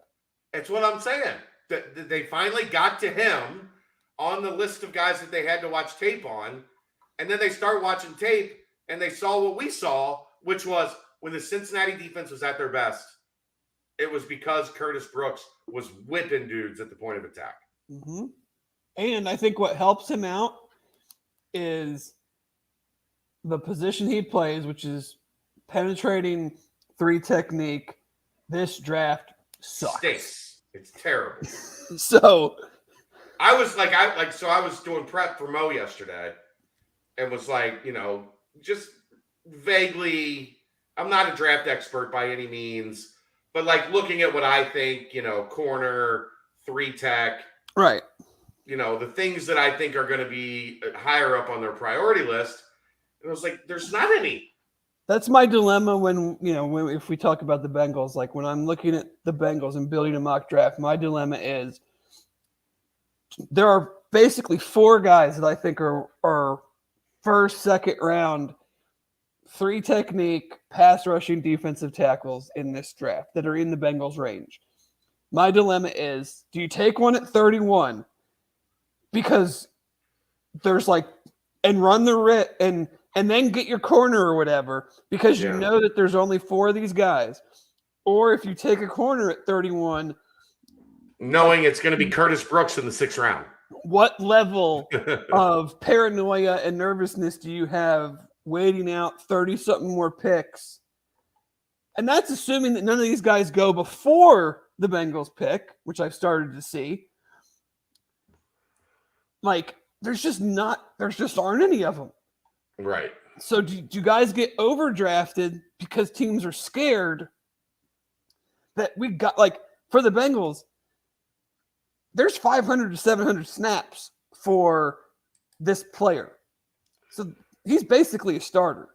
They play a shit ton of 5-2, 5-man front, and, a lot of, they play a lot of everything. I mean, they're one of the more legitimately multiple defenses in the NFL, especially on defensive line and in coverages. But there's 500 to 700 snaps for a Logan Hall, for a Perrion Winfrey, those guys that are being talked about in the 1st, 2nd round. And then after those dudes, it legitimately is wait until the 5th or 6th round and take Curtis Brooks. Is the kid from UConn a 3 tech? He can be. He's more of a nose, but for what the Bengals do, he could play the 3 tech because he's athletic. He's on the bigger side, 6'3". Travis Jones is who it is. He's 6'3", 325, 6'4", 325. So, but he fits that 5-man front role, and he could do it because he has some athletic ability to play, be more of a penetrator, even if you had to put him next to DJ Reader. But it's him. I'm not counting Devontae Wyatt, even though there is a small part of me that thinks he could fall because he's 24 years old, and the Georgia defense as a whole is very hard to watch tape of from an NFL perspective because they just don't rush their defensive tackles at all. Yeah. So you have Devontae Wyatt, who I think will be gone, Travis Jones from UConn, Logan Hall from Houston, the Marvin Leal from Texas A&M, and Perrion Winfrey from Oklahoma. That's it. Yeah. So if you don't get one of those guys in the first 2 rounds, you may as well wait and try to get Brooks in the 5th or 6th and fill in your other areas in between. There have been multiple Curtis Brooks, Geno Atkins comparisons of late. Do you see it? Yes and no. It's an easy comp because of the testing numbers and just the general size. Geno was a lot better against the run than Brooks has been. Brooks does get washed out on the run on occasion. I mean, his forte is pass rush. Yes, I see why people are making the comp, but obviously, we obviously didn't see Geno having the career he was going to have, being a 4th round pick. Right. But I mean, could I see Curtis Brooks filling a substantial role for a team as that backup 3 technique that comes in on obvious passing downs to get after the passer? Hell yeah. I mean, would I want that on the Bengals? Hell yeah. I mean, Jeffrey, your friend that keeps telling you we don't need one because we have Tupou and Hill. Well, Tupou and Hill don't play the same position, one. Tupou is a backup nose tackle. Hill is now taking over the Larry Ogunjobi role, so there are now all of Hill's snaps from last year available to someone like Curtis Brooks or one of those guys I just mentioned if they were to take them in the first or second round. There's not going to be one in the second round. It's hard to imagine. I mean, if there's five rush, 3 techniques in the whole draft that are worth first or second round, and you think one of those is going to make it to the very freaking end of the second round, it's hard. It's not going to happen. It's hard to imagine. It's not going to happen. It's kind of the same boat with corner in terms because of getting an outside corner. That's my thing with corner is, okay, so you take the defensive lineman in 1, you take a corner in 2, you can take another corner in round 3 if you want, in round 4 if you want. Like you can double up at corner much easier when you have your 3 technique than vice versa, than praying to God. Yeah, great, we got a first round corner, but now we don't have anybody to play defensive tackle because right. As much as we like to bag on him, I will bet you $100 right now, if he's not hurt, Eli Apple is starting game 1 over the corner that they draft at 31. I mean, I don't necessarily agree or love it, but that's just, I mean, he played 15 games. Like the likelihood of the corner coming in and starting is lower than the likelihood of the defensive lineman coming in and giving you 500 snaps. Right. Jeffrey, we all have idiot friends. There's nothing you can do about it, bro. Yeah, we're usually those idiot friends. No, I mean, we're informed. He has an idiot friend that's not informed. Right. You should tell him to listen to these podcasts. Then he would be informed, and you wouldn't have to deal with having an idiot friend. That's all. Yeah, I'm full steam ahead. 9 Bearcats getting drafted. I was the first one to start saying it. You were right there with me. You thought Curtis Brooks was widely undervalued as well. I did. But I just was going off of the history of guys that don't get invited to the combine just don't get drafted. right.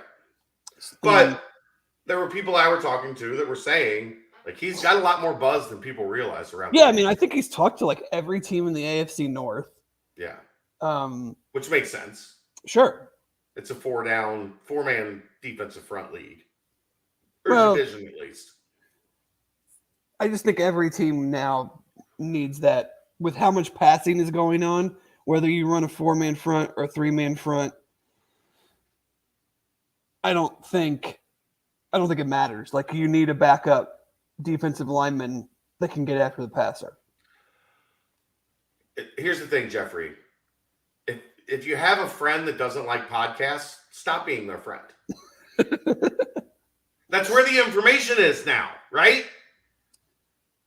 Dave, what did you just say? When you're doing prep work, what do you do? I listen to podcasts. Why? Because that's where the information is. So, Jeffrey, you have to give an ultimatum to your friend. You can start listening to podcasts, or I can not be your friend anymore. Sometimes tough love is important, Jeffrey. Can we call in Aaron to rate these players' ankles? We should. What does that mean? I don't get that. Aaron at one point was talking about Jaheim Thomas, giving his observations from the spring game.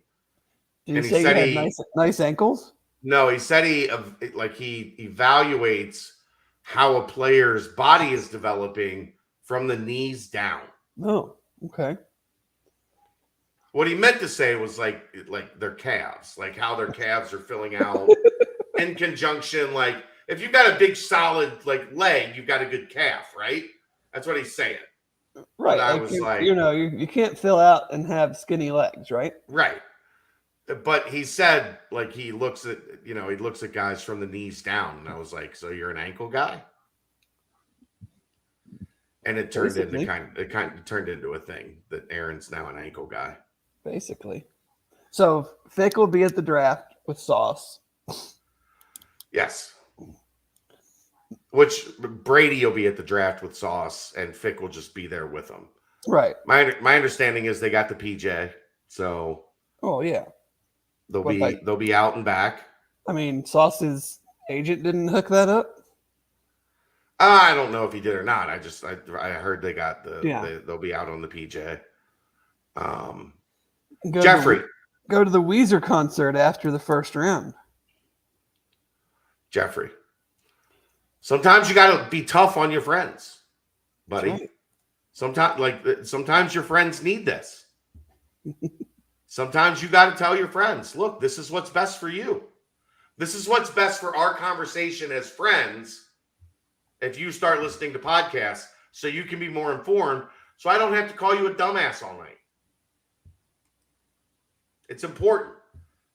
Bengals should trade back out of 31. Yeah, sure. Well, who's available and what are they getting? Here was my take. Don't the Seahawks have 2 picks, like back-to-back? 40 and 41? Yeah, I think something like that? I got something like that. Would you go straight up 31 for 40 and 41? Well, yeah, but they would never do that. Why not? If they want their quarterback with their 5th year. I mean, because the value on moving up that's places like a third, maybe a fourth, maybe a third rounder. Teams have overpaid before. Oh, for sure. And there's always a premium for quarterbacks. But Right, that's what I'm saying. do you love – yeah, that's the other problem. Do you love these quarterbacks enough to pay a premium? Right. Like, yeah, I'll pay a premium to come up for Joe Burrow. Like, am I paying a premium to come up for Matt Corral? Probably not. You know, I mean, even for Dez, like, let's be honest. Like, there's going to be teams that can't get over his inconsistency. So This is something right here that I've always wanted to talk about, Dave. This is why you have a subscription. So you can go to work the next day and be the smartest guy at work. That's why you dedicate the time. You listen to the podcast, you listen to the nightcaps, you're on Bearcat Journal, and then you get to go to work the next day and be smarter than your friends and your say coworkers. things as if they were your own thoughts. Right. I'm okay with that. That's the price of admission, right? Yeah, you don't have to be like, oh, I was listening to podcasts last night and they guys said this and I agree with it. Say that shit with your chest. Maybe not on social media because that stuff's out there forever. But if you're at the water cooler, quote unquote, at work and somebody says some dumb shit, you just tell them what I told you with your chest. That's right. That's why you're here, to be smarter than your friends. The dudes in your wedding. You might have to get somebody else for your wedding. Since we're close to the 2-hour mark, and I think we've kind of we're about done. We're screwing around. Should we talk about how the Bengals aren't going to draft Tyler Linderbaum even if he's there? Really? Yeah, really. Like why not? The way it solves your guard problem, right? Well, maybe. Why not? Oh, I'm not disagreeing. I just don't. The way they've talked and the way they've spent doesn't seem like they're inclined to do that. Here's my thing, though, Dave, on that specific topic. If Tyler Linderbaum's there at 31, there's a reason. I don't want to take him. Something's off. I wouldn't say something is off, but you have. I'll say it. Something's off. No, you have a very specific player. You know, he's not. The talk is he's like an all-pro center. I mean, I think he could be. Isn't that what you do with your first-round pick? You try to draft all pros? Yeah, for sure. Why would a guy rated 15 that seems like has a flawless like sheet be there at 31? Well, being a center, I could think of one reason is he's undersized, and it's more of a length thing. It's not a height weight thing. It's a short arm. You're not thing. dealing with length at center. You're snapping the ball. Sure you are. Like, a defensive tackle with 35-inch arms. You can't how even. many defensive tackles have 35-inch arms? Let's see. Perrion Winfrey does. He's going to go in the second round likely. Like 34, 35-inch. Like 34 is not outrageous. He has under 32-inch arms. So he's a T-Rex. That's fine. T-Rexes did okay. He's specific to his own blocking scheme, so that automatically, no matter what a team thinks about him, takes him off their board. T-Rexes fuck shit up, Dave. Yeah, because they're way bigger than everything else. He's not. And I think the thing that might hurt him actually is that this is a good interior line center draft. So someone's going to go Tyler Linderbaum and this player, or this player and Cam Jurgens, or Luke Fortner in the Cole Strange in the second, third, fourth round. Like centers just, I mean, look at the best centers in the NFL. We had one of them that was a Bearcat, 6th round. Like they just, even the best centers in the league are not first round picks. Should we tell that story? What's that? The story about the center. Nah. Oh, come on. It's funny. I think it's funny. I think he would think it's funny. It's funny. It's funny. Go ahead. So we were supposed to last week, we were supposed to have Zach Caleros on, right? And Zach was on vacation with his wife at a family member's, a member of her family's house, and didn't tell his wife that he was agreed to come on the podcast. So when he told his wife that he was coming on the podcast, she was like, that's very rude to do that at the house of, one of my family members. Zach didn't necessarily agree, but he was like, I don't feel like being in the doghouse, so I'm going to have to reschedule. I'm like, that's all right. This was at like 5:00 the night of the podcast when Dave had surgery. So it was me and Aaron. This is why ultimately this is why there was no podcast that night. And then we did the Friday afternoon happy hour podcast.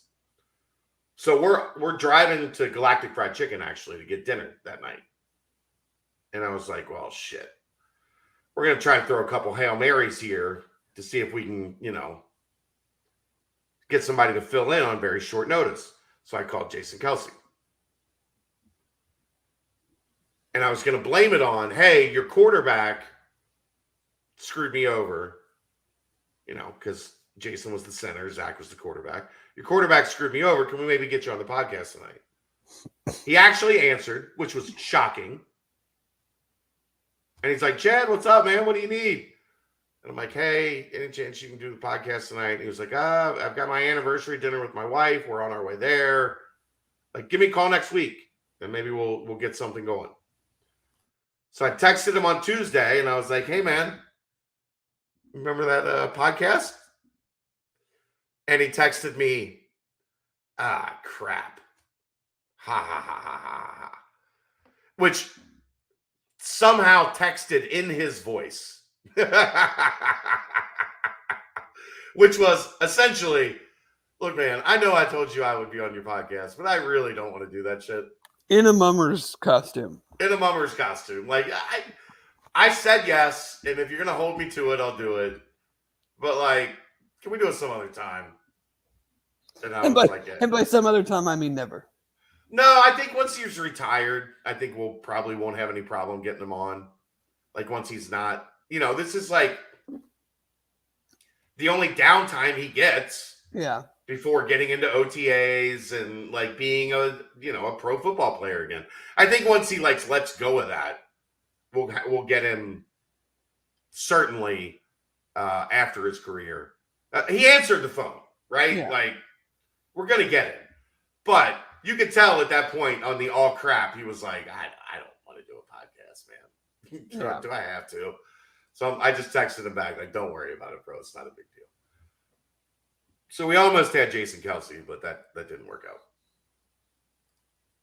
Calero says he's going to come on next week. Like during the draft? Well, that's what I'm trying to figure out is like, Should do we just we- have him on? Should we tell everybody what our plans are for next week? Yeah, we can get into it. Like it's still in the early developmental stages, but I plan on being live throughout the first round. Now maybe we're live until Dez gets drafted, or if Dez gets drafted, because Sauce is going early. Like, do you think if Dez gets drafted, do we need to continue just in case? No. Or do you think we'll be okay? Like if Dez gets picked, like we can wrap up and call it a night. The first round is going to end around midnight. Yeah. So we're looking at 8 to midnight, right? Yeah. I mean, if Dez gets drafted, then I think you kind of end it at that point. If he doesn't, you might get forced to go Right. until the end of the first round to see if he does get drafted. Right. I think we're just gonna open it up. We're gonna have we take questions, engage with the chat, have some fun, have some drinks, watch the draft. Yeah, I mean, I'm gonna be running two chats. I'm gonna be bouncing back and forth. What do you mean running chats?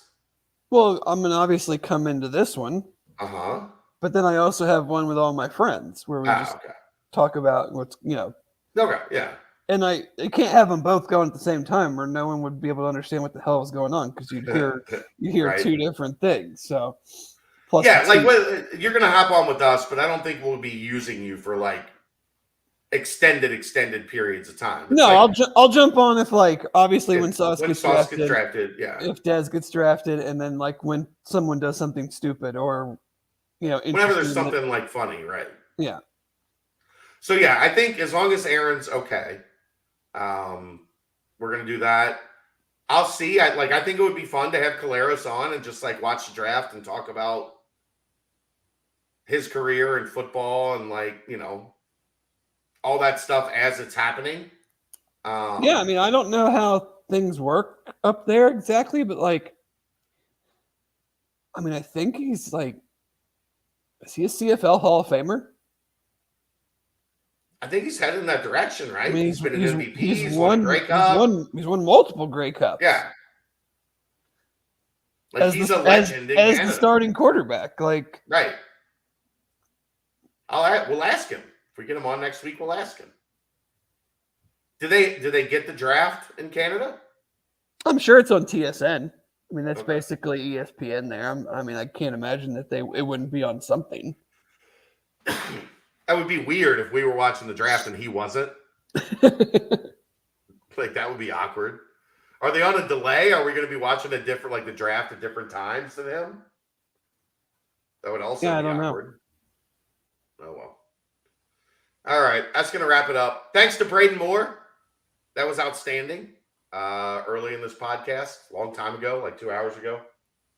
A lot to discuss this week, so that's why we ended up being as long as we were. We got Dave over the 2 hour mark. I think this is the second time, right? Only the second time? No, I think there's maybe been one or two others, but yeah, few and far between, obviously. I mean, look, this week there was no way we weren't going 2 hours. No, there's a lot to talk about. Braden Moore, Corey Kiner, Rob Fennessy, the draft, all the other, we were going 2 hours tonight. There was no avoiding it. So yeah, if you got nine Bearcats getting drafted, you got to talk about them. Talk about each one of them. Is what it is. All right, no nightcap tonight. Aaron's sick, and I gotta pack and get ready for Indy this weekend.